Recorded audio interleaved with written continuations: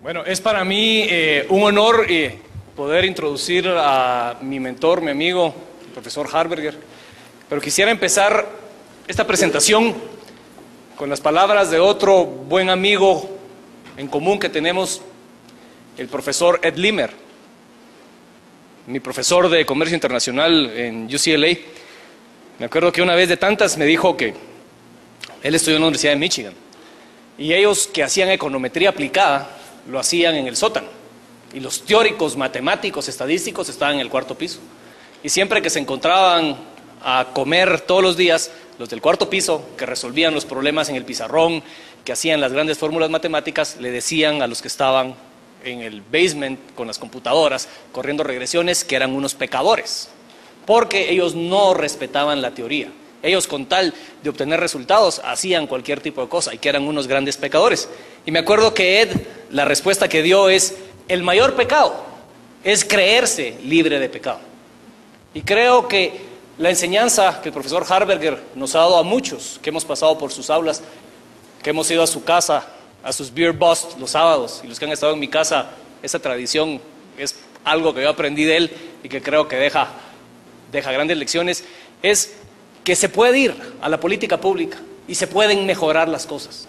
Tal vez no se puede pasar del mundo actual al nirvana o al Shangri-La, donde todos somos felices y donde se alcanzan los sueños de todos. Pero el mundo se va a cambiar yendo a la política pública y avanzando poco a poco. Y esa lección es una lección que el profesor Harberger nos ha dado a través, por ejemplo, de su discurso de aceptación del doctorado honoris causa en la Católica de Chile, el economista del mundo real. Realmente decirle a sus alumnos: vayan y traten de cambiar, y no por eso van a ser pecadores, porque el mundo se cambia por pocos y el mundo se cambia por gente decidida. Cuando uno voltea a ver a los alumnos del profesor Harberger, tengo que voltear a ver a mi alma mater en México, el Instituto Tecnológico Autónomo de México, y no puedo dejar de ver a un Arturo Fernández, arquitecto de la privatización en México, a un Francisco Gil Díaz, artífice de la reforma fiscal y estabilidad macroeconómica en México, al presidente del Banco Central.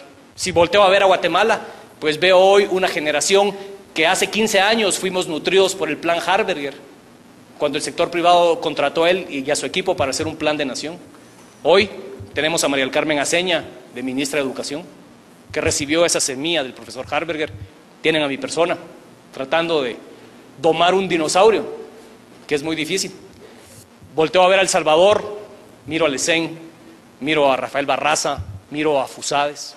Sigo viendo hacia el sur, miro en Costa Rica a Rafael Robles y a la gente, los costarricenses que están tratando de hacer cambios. Me voy más al sur y me encuentro en Argentina a gente como Roque Fernández, como López Murphy, todos los que han tratado de hacer cambios en política pública, no se diga en Chile, Sergio de Castro, Ernesto Fontaine.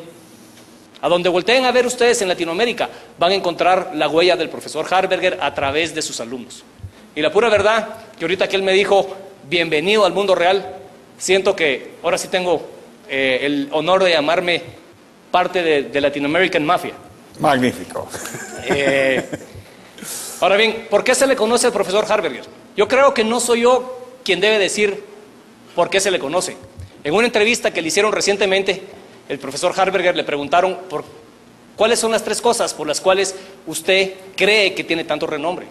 Y Alito, como le decimos de cariño a sus exalumnos, dijo: primero, porque he logrado influir en economistas que han cambiado la academia y que han cambiado el mundo real. ¿Quieren voltear a ver hacia la academia? Miren a Robert Lucas, premio Nobel. Él fue el chairman de la disertación doctoral de Robert Lucas. Merton Miller, Mark Nerlov, Zvi Griliches, grandes economistas, han pasado por las manos de Harberger y han sido personas que han cambiado la manera que se hace economía. ¿Quieren ver la política pública? Volteen a ver a los nombres que les acabo de decir. Experimentos exitosos, volteen a ver a los Chicago Boys que hicieron la revolución en Chile. Porque otra cosa, cree el profesor Harberger, que lo van a recordar: La otra cuestión por la que Alito cree que lo van a recordar es por haber tratado siempre de poner en práctica lo que ha predicado. Y eso es la importancia de las ideas económicas, la importancia de los economistas en los foros de discusión y la importancia de los economistas dentro de las políticas públicas, tratando siempre de mostrar que las decisiones económicas tienen efectos y tratando siempre de mover la realidad a un grado de desarrollo más arriba. Tal vez no al primero, como muchos quisieran, pero siempre tratando de mejorar. Y la tercera cosa por la cual tenemos que reconocer a Harberger es por sus aportes a la ciencia económica. Pero más que sus aportes específicos, que podríamos citar muchos, creo que por lo que él nos enseñaba en los workshops en UCLA, cuando venían los estudiantes de Minnesota o de Chicago con sus General Equilibrium Stochastic Models de 25 generaciones traslapadas con costos y todo eso. Y al final de que hablaba 1 hora y media, Alito decía, I have a question. ¿Qué cosa hemos aprendido con tu modelo que no supiéramos ya del simple modelo de 2 generaciones? Y me consta que por más wizards que fueran, sufrían contestando esa pregunta. Porque una gran lección de Harberger es aprendamos oferta y demanda y la teoría de los precios. Y con eso casi que podemos analizar cualquier problema que se nos ponga de frente. Es decir, una economía robusta que podemos aplicar en cualquier momento. Eso no quiere decir que el profesor Harberger no tenga grandes contribuciones. Por supuesto, se le conoce por la evaluación de proyectos, el análisis costo-beneficio, su trabajo en la inflación en Latinoamérica, la teoría de las finanzas públicas, los famosos triángulos de Harberger, el efecto Lawson-Metzler-Harberger. Es decir, no alcanzaría el tiempo para poder citar todas las grandes cosas que él ha aportado a la economía. Pero por sobre todo se le conoce a él porque se le asocia como el mentor de los Chicago Boys que hicieron la reforma económica en Chile. Y la verdad que esos Chicago Boys fueron estudiantes que estuvieron en la escuela de Chicago en los años de los 70, que estudiaron bajo la guía del profesor Harberger y que finalmente tuvieron una oportunidad.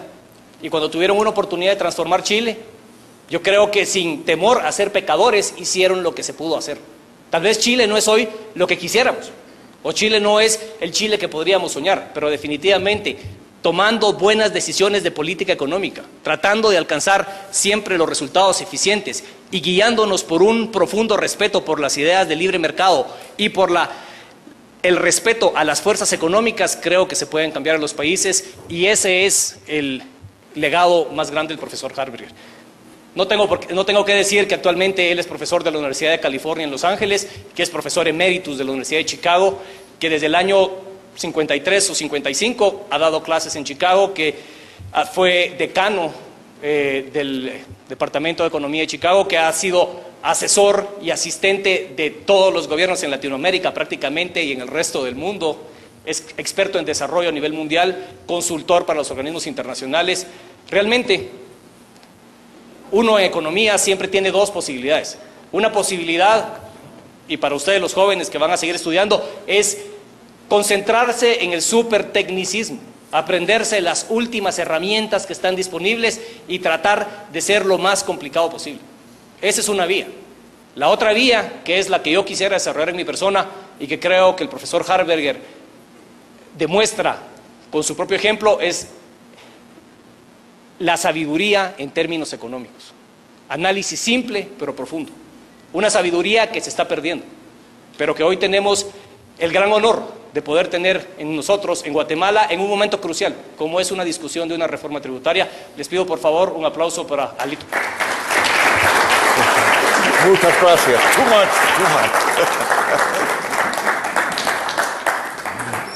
Pues muchísimas gracias, Hugo.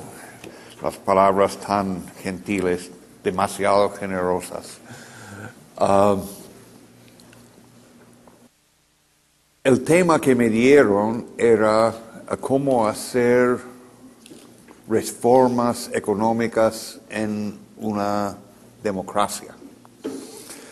Y es como lo que se esperaba era como que yo sacara de mi bolsillo una receta clara y segura para cómo hacer reformas en una democracia.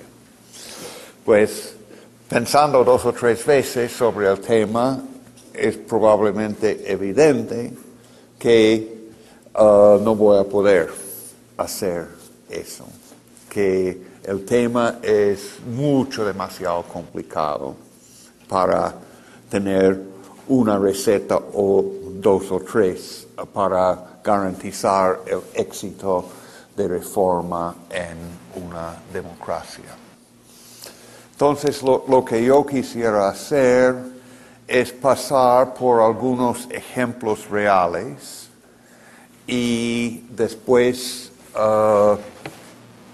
tratar de abrir el debate para conversación entre nosotros para ver hasta dónde llegamos en este tema tan desafiante.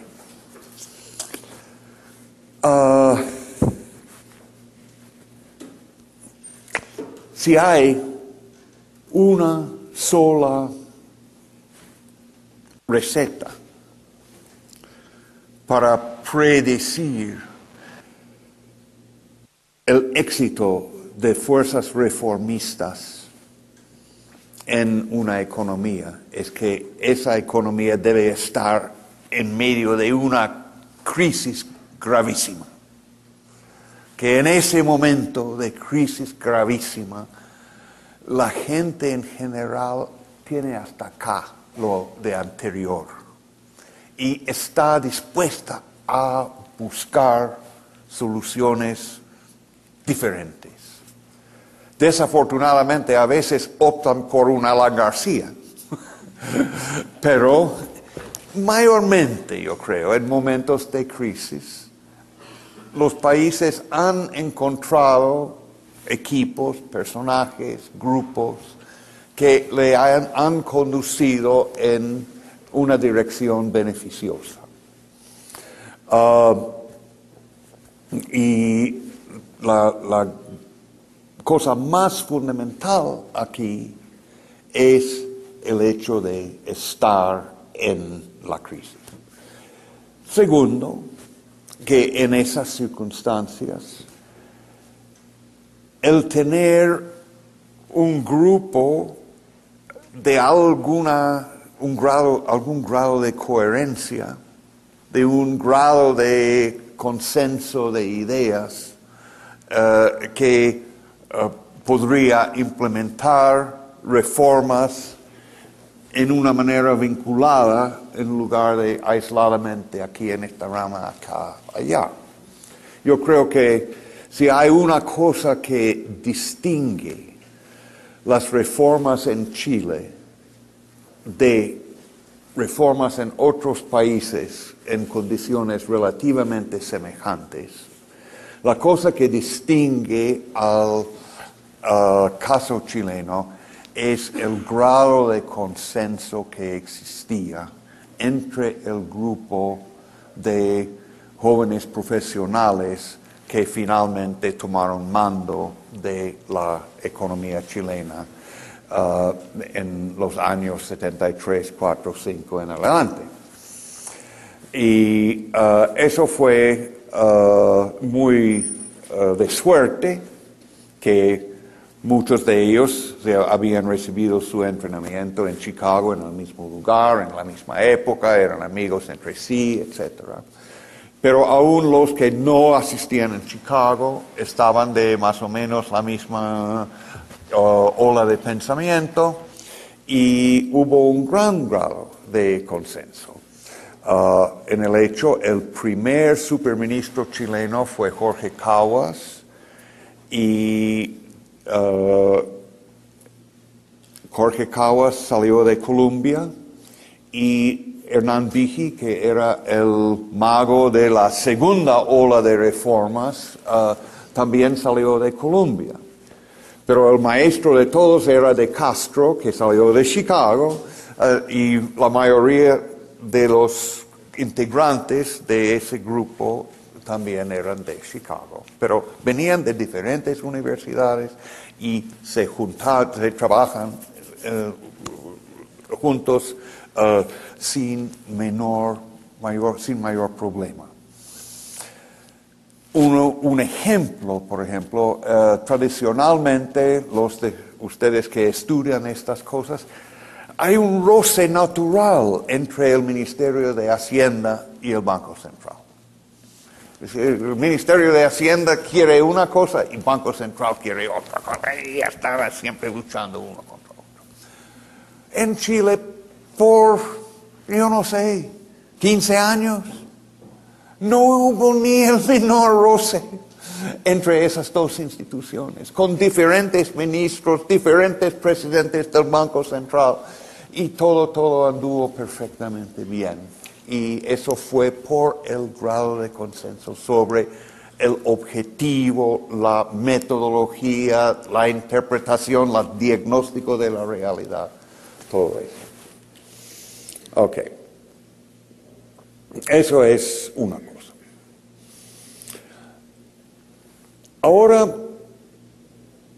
mucha gente me han preguntado, aún hoy en otras reuniones, me han preguntado si la gran revolución liberalizante en Chile, que fue llevado a cabo a partir de 73-74, hubiera sido eso posible bajo un régimen democrático. Y mi respuesta es un poco sutil, un poco medida, pero en general yo creo que debe quedar bastante claro. En primer lugar, no hay ni una sola reforma que fue hecha en Chile que no sería posible dentro de un régimen democrático. Segundo, la gran mayoría de las reformas chilenas han sido adoptadas democráticamente en 5, 6, 7 países latinoamericanos. Diferentes reformas adoptadas en diferentes países, pero había mucho en los últimos 2 décadas de seguir el ejemplo de Chile en comercio exterior, en banca central, en reglamentación bancaria, en reforma tributaria, en seguro social. Muchos países han seguido la pista chilena. Quizás el país que más hizo en menos tiempo fue Argentina, y yo solo diría que eso no fue la causa de la crisis. La causa de la crisis fue otra cosa, y que las reformas de por sí en Argentina fueron relativamente exitosas, y sus limitaciones han venido de otras cosas, de dificultades entre centro y provincias en Argentina, de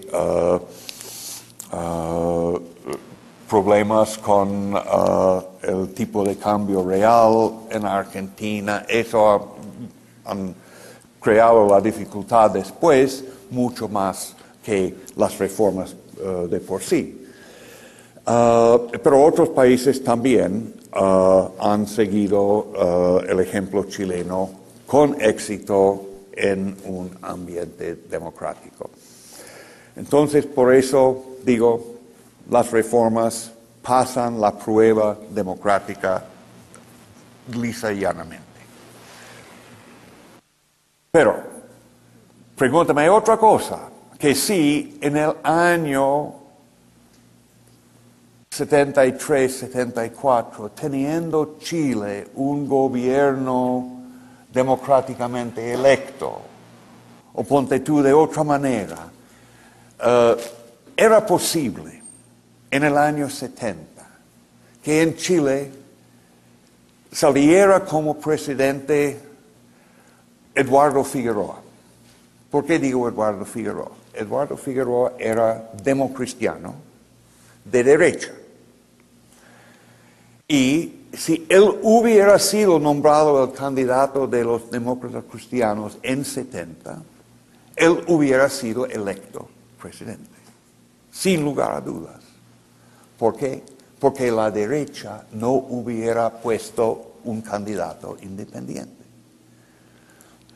La tercera candidatura en Chile, en 70, era de Arturo Alessandri, vino tarde. Y vino tarde porque los democristianos nombraron a Radomiro Tomic como su candidato. Y aún en ese momento de tener el nombre de Tomic no declararon otro candidato, sino cuando Tomic comenzó a dar sus discursos y parecer un gemelo de Allende, que la derecha se decidió entrar con otro candidato. Era tarde y posiblemente por esa razón ese candidato no salió tampoco. Pero eso hubiera sido una manera muy natural en la historia chilena de tener otra candidatura democristiana que saliera como presidente. Ahora, en ese punto, para 93, 73, 74, 75, pudiera uno imaginar una serie de reformas como las que Chile efectivamente hizo. Ninguna posibilidad. Y tampoco si después del golpe militar, si directamente hubiese un retroceso a un gobierno democrático en Chile, muy poco probable que las reformas hubieran salido. ¿Por qué? Porque los pioneros siempre tienen la vida mucho más difícil que los que siguen. Los pioneros están haciendo la pista, los otros están siguiendo la pista. Y la situación es diferente. Uno tenía que luchar en ese momento contra un ambiente intelectual en que el socialismo no era una idea derrotada como es hoy. Era una cosa que vivía más en la mente de la gente que la realidad, porque tenían una imagen falsa de lo que estaba pasando detrás de la cortina de hierro. Pensaban que Rusia era más poderosa de lo que era, que la economista era más exitosa que lo que era, que estas ideas estaban muy positivas, etcétera, etcétera. Y cuando vimos quiénes son los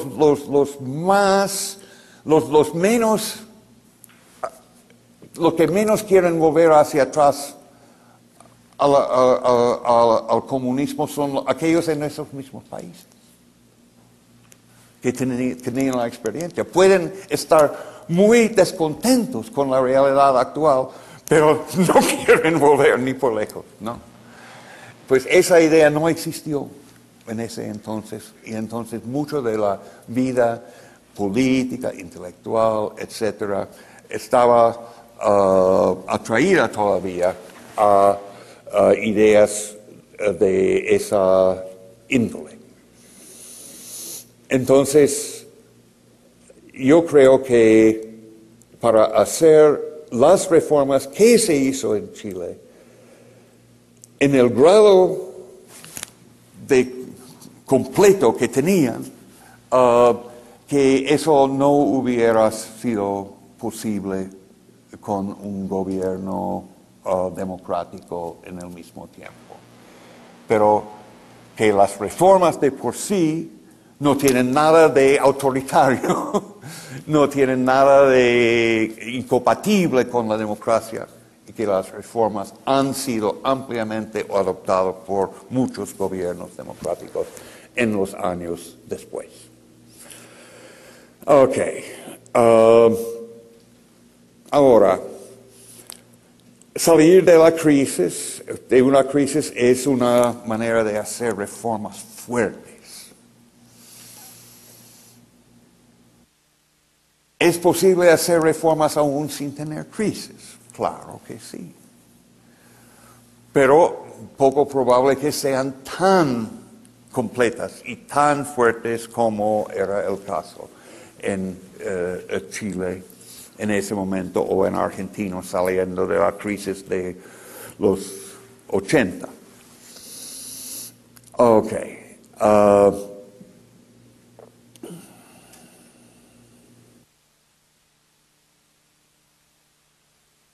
¿Qué tipo de reforma podemos imaginar? Yo creo que las reformas de Reagan en Estados Unidos, las reformas de Thatcher en Inglaterra, son buenos ejemplos de lo que uno puede lograr sin tener una crisis. Y eran reformas importantes que han cambiado el rumbo de cada uno de esos países. Así que no es imposible hacer cosas buenas en condiciones relativamente más normales. Aún en el caso de Reagan, Reagan trabajaba con un Congreso en su contra. ¿Cómo puede uno imaginar un presidente republicano con un Congreso demócrata haciendo reformas importantes? Muy crítico eso. Pues yo creo que salió fundamentalmente de la gran popularidad de Reagan, especialmente después de su segunda victoria. Pero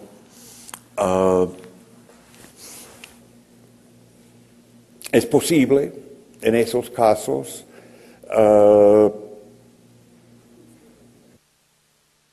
apelar en un sentido al pueblo por encima del Congreso y llegar a tener un apoyo del pueblo lo suficientemente grande para que un suficiente número de demócratas, en el caso de Reagan, votara por su plan. Y eso es lo que sucedió. Yo creo que en un sentido lo de Thatcher fue más relativamente fácil por la naturaleza del sistema parlamentario, en que el gobierno siempre tiene mayoría en el Parlamento. Pero es muy importante reconocer en el caso de Thatcher que ella estaba realmente creando una revolución liberalizante importante en el país, cambiando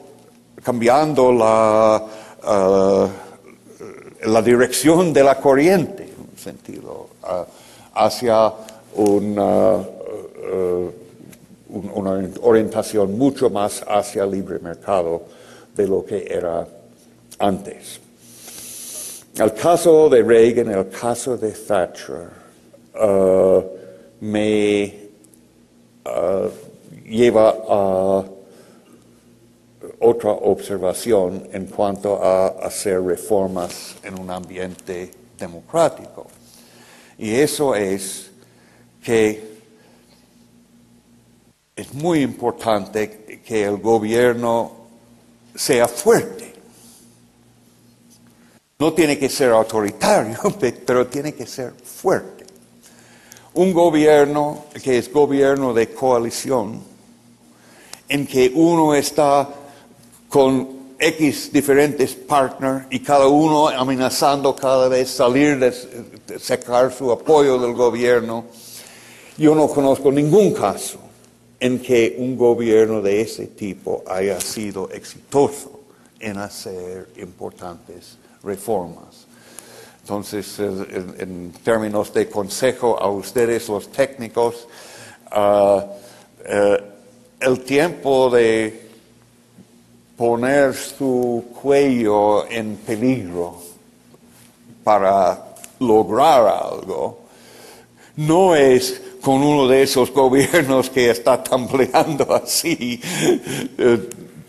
presto a caerse en cada minuto. Eso no vale la pena. Tu cuello es más importante que eso. Pero en el momento de tener un gobierno que tiene una determinada fuerza política, ese es el momento para arriesgarse y ponerse como mi gran mentor Theodore W. Schultz solía decir, hacerse vulnerable. Hacerse vulnerable. Eso es una frase magnífica de coraje en la vida realmente. Que en el momento de que uno nunca se hace vulnerable, eso dice que no tiene coraje para mí. Y el momento de definirse en una situación arriesgada en que uno puede pagar un precio, eso es el momento de probar el carácter humano de una persona y en que nosotros los economistas encontramos frecuentemente en la vida oportunidades de actuar de esa manera.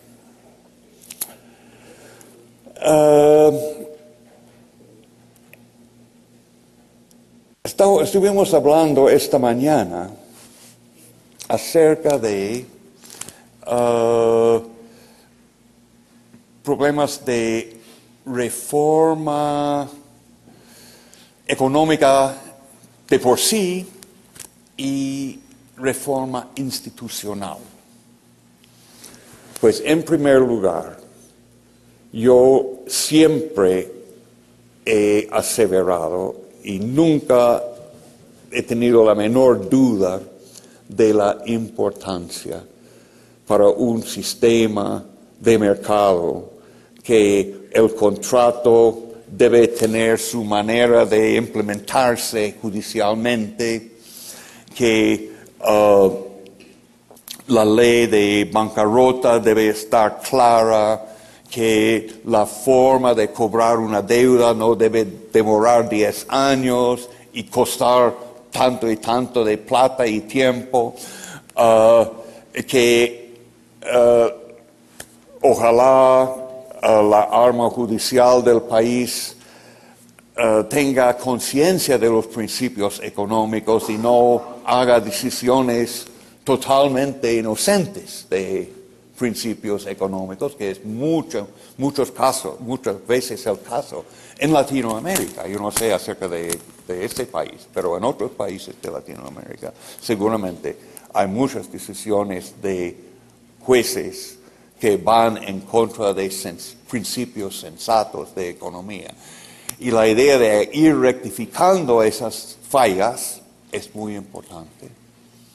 Y la otra idea, pero, es que uno no debe decir que rectificar esas fallas es precondición a tener éxito en reformas más netamente económicas. Tenemos muchos países, Brasil es un buen ejemplo, en que esa situación de jueces, cortes, justicia, etcétera, no merece una nota muy alta, pero a pesar de eso tuvieron el milagro brasilero y están en condiciones relativamente buenas hoy. Otra cosa que quisiera también dejar claro aquí, y eso es que en nuestra manera de hablar, hablamos demasiado de la tasa de crecimiento. La tasa de crecimiento es la variable más endógena que hay en el mundo. Es el resultante de muchas diferentes fuerzas que operan en la economía momento por momento. Uno puede tener una magnífica política económica y el resultado en términos de crecimiento no puede ser tan grande ¿Por qué? Por la competencia proveniente de China, o por huracanes, o terremotos, o otra y otra cosa, que uno tiene que estudiar el caso para realmente entender que a pesar de no ver tanto crecimiento, uno está haciendo bien. Me enojé bastante en Chile hace como 2 años cuando habían tenido una trayectoria de crecimiento de alrededor de 7% al año por varios años. Y después vino el azote de la crisis de 2001 y en toda la prensa todo el mundo estaba prognosticando que el crecimiento no iba a ser 7%, sino bajaría a 2 o 3%, y que eso sería lo mejor posible dadas las circunstancias. Y de repente de la oposición, la mayor parte de ellos muy amigos míos, uno escuchó acusaciones que si fuéramos nosotros daríamos los 7%. Pues, ¿con qué? Diría, no hay manera en esa circunstancia de producir el 7%. Los ingredientes del crecimiento para 7% no existían en Chile en esos años después de esa crisis. Entonces, uno tiene que reconocer eso también. Ahora, hablando de reformas, Brasil tuvo el milagro brasilero. Y milagro fue 10% real de crecimiento seguido por 11 años. 10% se duplica en 7. Entonces el producto se multiplicó por más de 3 en 11 años. Milagro. Y después, no hay más milagro en Brasil, ni hasta ahora. Es decir, comportamiento malo, mediano, relativamente bueno. Pero mi punto es que es como montar una montaña, que con el milagro pasaron de aquí para acá. Y con todos los titubeos, todos los errores, todos los problemas de los años subsiguientes, no han bajado nuevamente, han mantenido el nivel alcanzado durante el milagro brasilero. Entonces el milagro brasilero sigue teniendo su éxito en un sentido. Y nosotros no debemos decir que porque no siguió en 10% por año, por otros 11 años, que algo fracasó. Yo no creo que era de esperar que los 10% anual siguiera después de 79. Pero sí creo que el gobierno pudiera haber hecho bastante mejor de lo que hizo. Que la década de los 80 fue malo para Brasil como para muchos otros países en Latinoamérica, y en parte porque las políticas económicas seguidas por los gobiernos no eran tan adecuados como los anteriores. Pero no creo que habría caso para haber seguido con 10% ni con 7% en Brasil durante la década de los 80 y 90. Más importante reconocer que eso no hace del milagro un fracaso, y ni menos hace de las políticas que condujeron al milagro malas políticas. Uno debe reconocer que la mayor parte, no todo, pero la mayor parte de las políticas que influyen sobre crecimiento tienen que ver con nivel. Piensen ustedes en una trayectoria de crecimiento de un país, del Producto Bruto de un país. Pongamos a 3%. Y suponte tú que este país tiene un arancel promedio de 50%. Y tiene comercio bastante limitado, 10% exportado, 10% importado. Comercio equilibrado a 10% del producto. Y ahora pasamos a una reforma liberalizante en que el arancel baja de 50 a 10%. Eso produce un aumento de comercio, exportación aumenta a 30% del producto, importación a 30% del producto con este arancel reducido del 10%. Como nosotros con los triángulos, trapezoides, paralelogramos, etcétera, lo medimos, el beneficio de eso son 6 puntos del producto. Es un trapezoide con altura de 50 por un lado y 10 por el otro lado y 20 aquí. Ok. Uno dice, ¿qué significa para el crecimiento? Pues 6% no va a saltar en un solo año. 6% va a hacer que esta trayectoria puede ser mayor en, pues, vamos a ver, la trayectoria es así, pum, y va a ser para siempre 6% más. El valor presente de eso es bastante. El valor presente de eso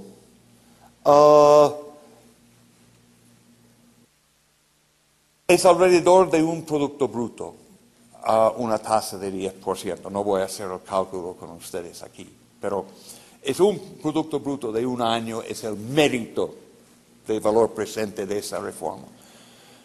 Pero si tú dices, ¿qué efecto tiene sobre tasa de crecimiento? Pues los 6 puntos pueden alcanzarse 1 punto por año por 6 años. Es decir, la trayectoria de 6, de 3% por año pasa a 4% por 6 años y después vuelve a 3. No parece nada. ¿Y quién está pensando siempre en términos de tasa de crecimiento? Está esperando demasiado del mundo. Es decir, una cosa, pues yo voy a hacer algunos cálculos delante de ustedes y vamos a trabajar con 10% de tasa de descuento. Vamos a tomar una anualidad de 100, parejo, con tasa de descuento de 10%, eso vale 1000. Son los 100 dividido por 0.10.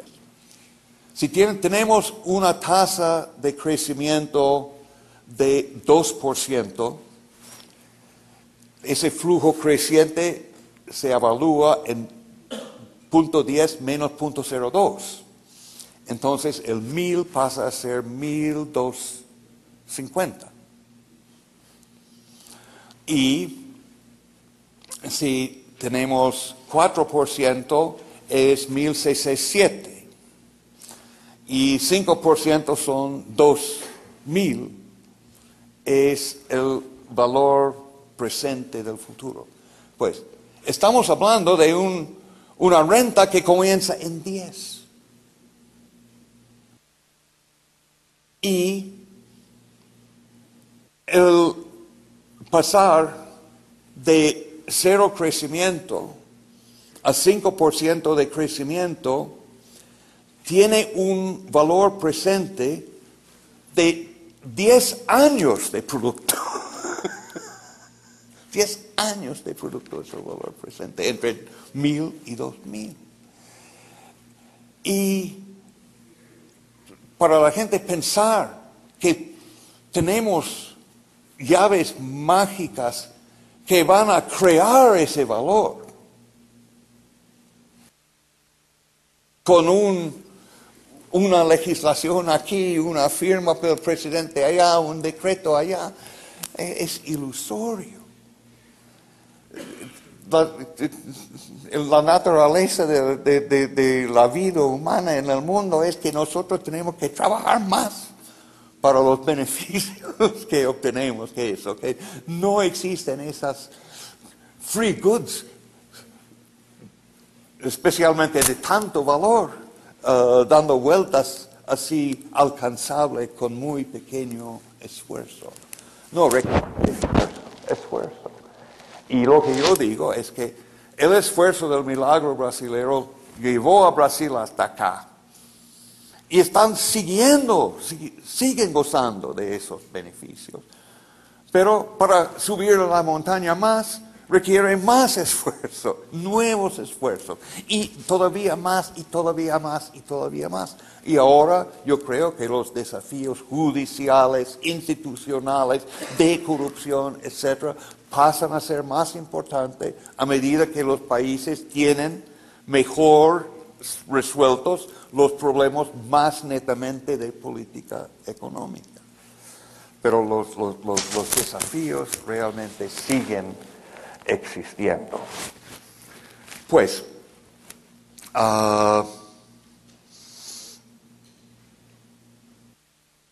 es interesante en este aspecto mirar al país vecino Costa Rica, que es en un sentido es diferente de los demás y ha tenido bastante éxito económico.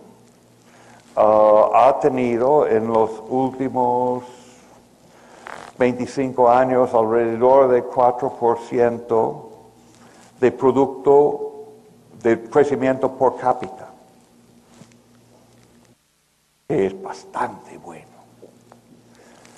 Y ahora les voy a contar una experiencia nuestra en Costa Rica. En el tiempo después de nuestra estadía en Guatemala, en 91 yo creo, íbamos el equipo, una parte del equipo, a Costa Rica para estudiar la política económica allá, antes de una elección presidencial de allá. Y nos alojaron en un determinado hotel y tuvimos a nuestra disposición 2 automóviles para ir al ministerio, al Banco Central, a bibliotecas, a diferentes partes. Entonces, los choferes de estos vehículos nos contaron que eran normalmente choferes de vehículos de transporte de preescolares. Interesante. Después en otra conversación salió que hay un sindicato de dueños de vehículos de transporte de preescolares. Interesante. Que hay como 60 o 70 de ellos en todo el país. Interesante. Habían contratado un lobbyist, yo no sé cómo se dice lobbyist en español, pero una persona para presentar sus situaciones ante el gobierno, y es pagado por los 70 dueños, y que ese tipo ha logrado bastante éxito, que había encontrado que en primer lugar podían importar libre de derechos sus vehículos, que era un buen alivio para ellos. Pero segundo, habían sacado una ley en que era ilegal transportar comercialmente ningún preescolar de su casa a su escuela si tú no eras miembro de ese sindicato.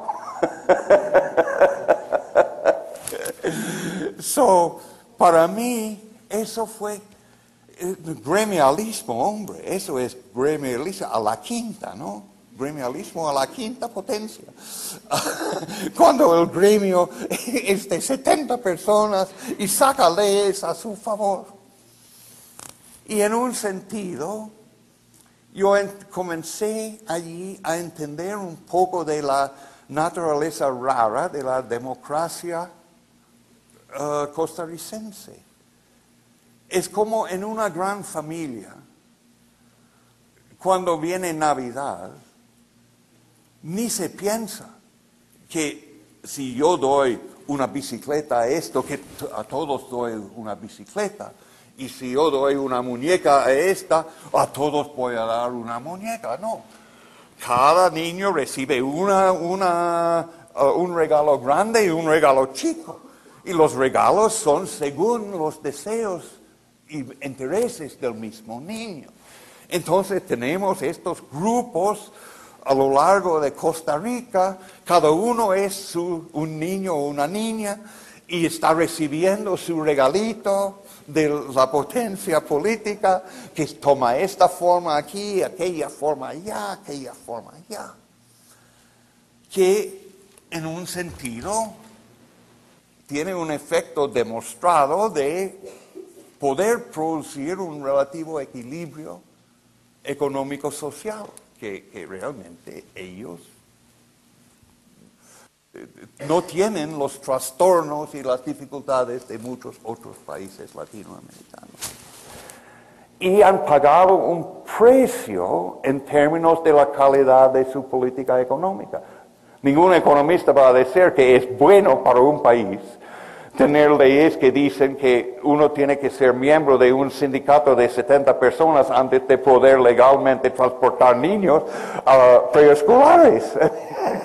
Es una tontería pensar que eso es buena política económica. Pero ahí estamos. Entonces, una reacción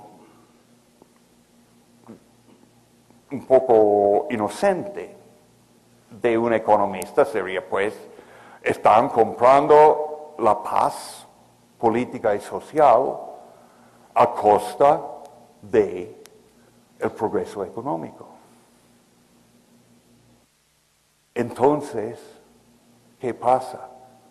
Tú ves que el país tiene el crecimiento de 4% por cápita por 25 años. ¿Y qué? A pesar de una política económica que no merece más de B menos, ¿no? Y probablemente C más. No era tan elegante la política económica. ¿Qué dice eso? Que ciertos elementos que buscamos cuando hablamos de reforma institucional, reforma jurídica, esto y aquello, ciertos de esos elementos, yo creo, han sido producidos por el equilibrio político-social en Costa Rica. Que cuando Intel se instala allá con una idea de que nosotros vamos a estar aquí 20, 30, 40 años y ni estamos hablando de trastornos políticos o dificultades con gobiernos que nos van a entrar a molestar y van a hacer esto y van a hacer aquello. Ni están pensando en eso. A causa de esto que habían logrado. Entonces, esto para mí es un ejemplo de lo que dije delante. Que en Brasil tuvieron un gran ascenso con el milagro brasilero y eso fue primordialmente reformas económicas. Quedan por hacerse muchas otras reformas, mayormente esto por el lado institucional, jurídica, etcétera, etcétera. Y esos van a producir otro gran ascenso. Y lo que nosotros hemos visto en Costa Rica, según mi interpretación, y que ellos han tenido un ascenso debido a su clima político-social. Y queda por hacerse el ascenso en Costa Rica por el lado de reforma económica. que ojalá puede hacerse con un gobierno democrático, pero yo creo que el gran gremialismo que existe allá hace difícil tener reformas allá del alcance, por ejemplo, de lo que ya se ha hecho en El Salvador. Yo creo que eso es un punto para terminar yo y abrir para el debate general. Doctor, bueno, primero que todo, interesantísimo todo lo que nos cuenta. Yo tengo una pregunta, más que todo de geopolítica. Viendo el crecimiento que tiene Asia, el desarrollo económico norteamericano y una posible expansión de la Unión Europea, y bueno, siendo un poco positivos, va a ser hacia el este, mucho más grande. América Latina, ¿usted podría creer que América Latina tiene un rol dentro de este nuevo orden o este ordenamiento económico mundial que puede haber? Y países como los nuestros, no voy a decir Guatemala, como ya puso la regla, pero en lo que es países como los más cercanos hacia hacia Norteamérica, ¿qué visión es la suya que puede ser el potencial de un país como los nuestros? Gracias. Ok. Muy interesante la pregunta. En primer lugar, tenemos el problema de estos mercados comunes. Y yo creo que no estoy siendo experto instantáneo al decir que el mercado común centroamericano inicial fue mal hecho y fue un intento de trabajar con el concepto de sustitución de importaciones y no de apertura económica. Pero uno puede imaginar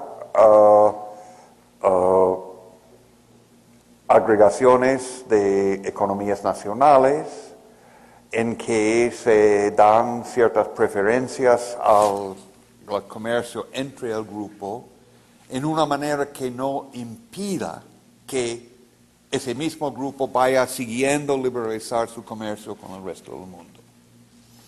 Eso yo creo es el mejor escenario, pensando en el mercado, la Unión Europea, y pensando en lo que está sucediendo aquí, comenzando con Canadá, Estados Unidos y México, ahora ampliado para incluir Centroamérica hasta cierto punto, Caribe, Chile. Yo soy del lado de economistas que dan un aplauso algo tentativo a estos movimientos. Aplauso siempre y cuando siguen liberalizando frente al resto del mundo y tratando de mantenerme libre de decir eso no es bueno si termina siendo una manera indirecta de aumentar el proteccionismo entre grandes bloques mundiales. Yo creo que ese mundo de grandes bloques con más proteccionismo no es un buen resultado. Eso es una parte de la pregunta. La otra parte tiene que ver con China y como estaba diciendo en otra reunión anteriormente hoy, que yo veo que el auge de la economía china tiene más importancia, más envergadura que la gente se le atribuye. Y yo creo que, yo no sé, Hugo, cuando tú estabas en California, tuvimos los 99 cent stores ya. Son tiendas que venden todo a 99 centavos. Tú entras a uno de esos y es increíble lo que tú puedes comprar por 99 centavos. Increíble. de cosas de plástico, cosas de enseres de casa, de platos, etcétera, vasos, cuchillos, cucharas, steak knives, cuchillos para cortar carne, 6 por 99 centavos, bien hechos, que van a durar 10 años, perfectamente bien para servir en una buena casa de clase medio alta, 99 centavos. Tú vas allá, ¿quiénes ves tú? Pobres, comprando esas cosas. No ha habido cosa más beneficiosa para los pobres del mundo que el auge de la economía china, que ha producido la posibilidad para todos ellos, si los gobiernos los permiten, comprar muchísimas cosas muy baratas, aumentando su renta real. Entonces, beneficioso para todos los pobres del mundo, pero beneficio para los otros productores de esos cuchillos o de esos platos o de las otras cosas, ni para hablar. Low-end manufacture, los sueldos y salarios en Estados Unidos en low-end manufacture no han subido desde 70. Lieber habla mucho de eso y yo estoy del mismo lado que él, independientemente llegando a la misma conclusión. $1, el salario mundial de equilibrio según Lieber con la China adentro es $1. Pues tan más allá no voy, pero de todas maneras, la idea de que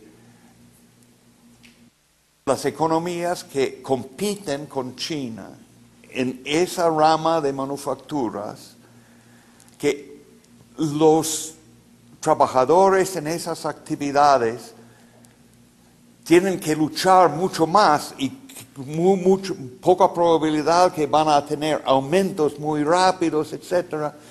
Eso yo creo que es una pura dato casi en el mundo que tenemos que aceptar. No es culpa de la política económica, no es culpa de liberalización de este país o otro país, es una nueva realidad del mundo en que uno debe mantener en mente al evaluar si X país debe haber crecido a 7% o 10%. Brasil, comenzando el milagro a esta altura, no hubiera logrado los 10% anual tal como hizo. Pero China está logrando casi eso. Por el tiempo, solo me queda agradecerles su presencia y sobre todo agradecerle al doctor Harberger por la exposición tan ilustradora, especialmente para aquellos que estamos tratando de hacer cambios en este país. Y solo me queda que lo despidamos con un fuerte aplauso